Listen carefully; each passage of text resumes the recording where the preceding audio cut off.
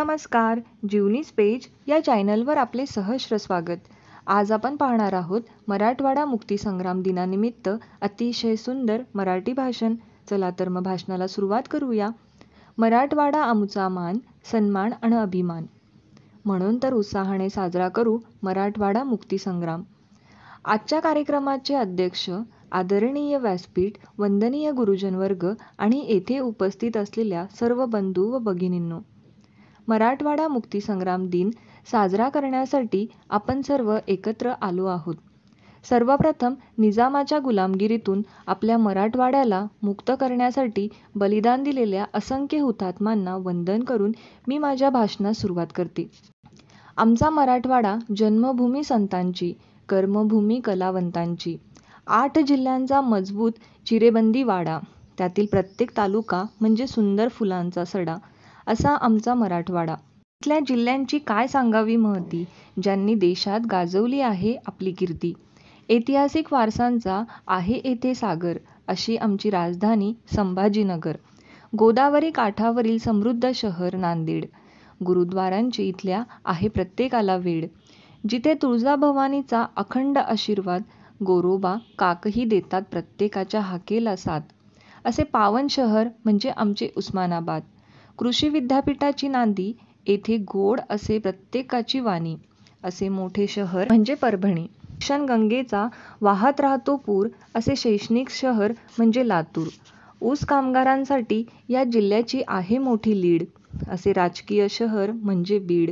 इथल्या मोसंबीशी होऊ शकत नाही कशाची तुलना. असे कृषी शहर म्हणजे जालना.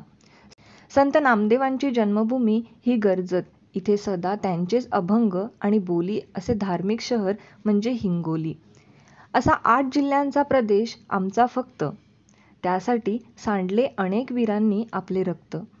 तेव्हाच झाला मराठवाडा निजामशाहीतून मुक्त. मराठवाडा मुक्तीसंग्राम दिनाच्या सर्वांना खूप खूप शुभेच्छा. 15 ऑगस्ट 1947 रोजी भारत स्वतंत्र झाला. पण त्यावेळी संपूर्ण देश विविध संस्थानांमध्ये विखुरला होता.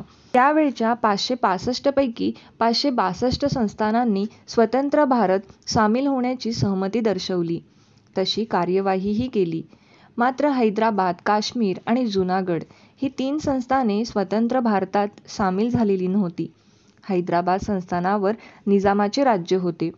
भारताला स्वातंत्र्य मिळाले, परंतु हैदराबाद संस्थान हे निजामाच्या राजवटीच्या जोखाड्यातून मुक्त झालेले नव्हते. स्वतंत्र भारतात सामील न होण्याचा निजामाचा अट्टाहास होता. मराठी, तेलुगू, कानडी असे लोक या संस्थानात राहत होते. निजामाच्या राजवटीत या प्रांतातील लोकांना कोणतेही नागरी अधिकार नव्हते. म्हणून निजामाच्या विरोधात लोक जातपात विसरून एक होऊ लागले. स्वामी रामानंद तीर्थ यांच्या नेतृत्वाखाली मुक्तीसंग्राम सुरू झाला. त्याला मोडून काढण्यासाठी निजामाचे सेनापती काझीमरी झवी याने जनतेचा छळ करण्यास सुरुवात केली. स्वामी रामानंद तीर्थ यांच्याबरोबर अनेक नेत्यांनी आपल्या जीवाची पर्वा न करता चळवळीत सहभागी झाले व हा लढा तीव्र झाला. अनेक नेत्यांनी आपले प्राण पणाला लावले. शेवटी निजाम शरण येत नाही हे पाहून 13 सप्टेंबर 1948 रोजी भारत सरकारने पोलीस कारवाई सुरू केली.